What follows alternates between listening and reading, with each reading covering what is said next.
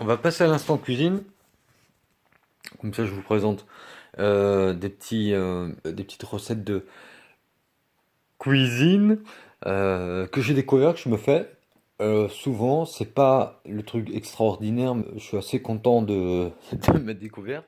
Donc, ça sera un smoothie, une salade et un repas de midi, on va dire, ou en fin d'après-midi. Le repas de fin d'après-midi, mais ça va être simple.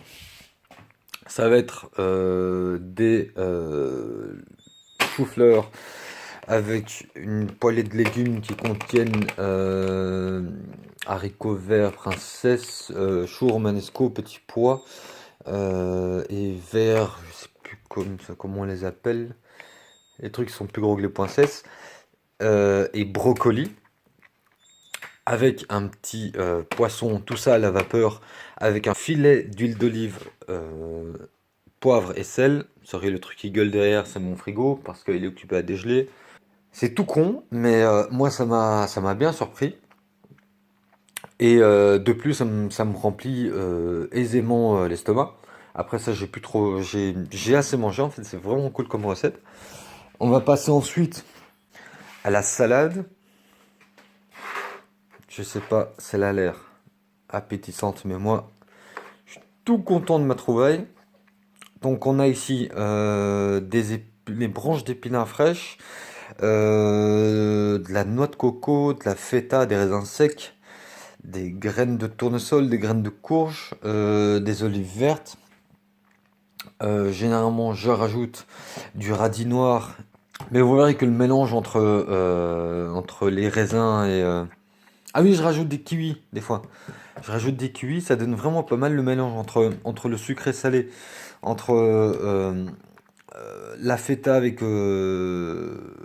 Enfin, peut-être pas la feta, mais ça se marie bien. Mais en tout cas, le coco et le kiwi avec les aliments comme l'olive et les épinards, ça se marie super bien.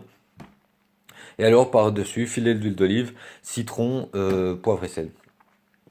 Et alors, on passe au smoothie, qui est pas une révolution non plus, mais que je trouve très bon et qui remplit remplit aisément l'estomac. Donc ça va être des fruits rouges, euh, du, euh, des flocons d'avoine. Ici c'est un mélange. Ici c'est un mélange. Enfin bref, c'est un mélange. Je s'en fous. C'est des flocons d'avoine. Ça change pas. Une banane et alors des dattes. Alors si vous avez l'occasion de trouver des dattes comme ça, en fait parce que moi, en fait, je le fais avec des dattes comme ça. En fait, les deux sont des dattes iraniennes. Celles-là sont assez sèches. J'espère que la mise au point se fait. Mise au point, fœtus, te fesses, mise au point, te fesses pas.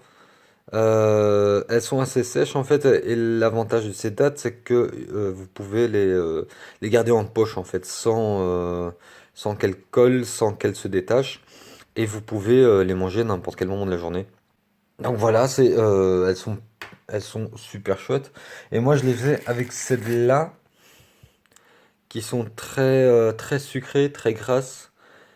Tu vois, elles sont assez déformables. Mais je pense qu'elles se mixent mieux que les autres. Mais vous pouvez faire avec les deux. Celle-là, justement, ça donne un petit peu. Celle-là, je conseille. Enfin, celle-là, je la mets. Ah bah oui, bah oui. Imbécile que je suis. L'ingrédient principal de ma salade aussi, c'est ces dattes-là que je veux mettre dans ma salade. Mais justement, vous pouvez les mettre dans les smoothies. Elles sont un peu plus dures, ça donne un côté un peu bonbon. C'est très chouette comme type de produit. Voilà mes trois recettes. Donc on a salade, smoothie et repas. Et là on est ici, on a ma faim de petit déjeuner qui se compose de fruits secs, café, oups mon doigt, lait d'amande choco, miel avec du pain qui malheureusement n'est pas sans gluten et je sens que je vais en pâtir, mais bon c'est le prix à payer pour manger. Parce que j'ai pas eu le temps d'aller chercher du pain sans gluten et noix de coco. L'alimentation sans gluten, moi je vous dis, enfin, pour ceux qui en doutent, en étant moi-même intolérant, je sens une réelle différence et manger des produits avec gluten pendant la journée, ça me fout en l'air ma journée. Et j'en souffre un petit peu quand même, c'est pas très marrant. Et je peux vous dire que une alimentation sans gluten, ça, pour des gens qui sont intolérants comme moi, ça me libère et ça agit sur le mental et sur mon humeur. Et manger sans gluten, ça me fait retrouver une certaine joie. Voilà pour ces trois recettes. Je vous dis à bientôt et n'oubliez pas de vous abonner et laissez les commentaires. Ciao!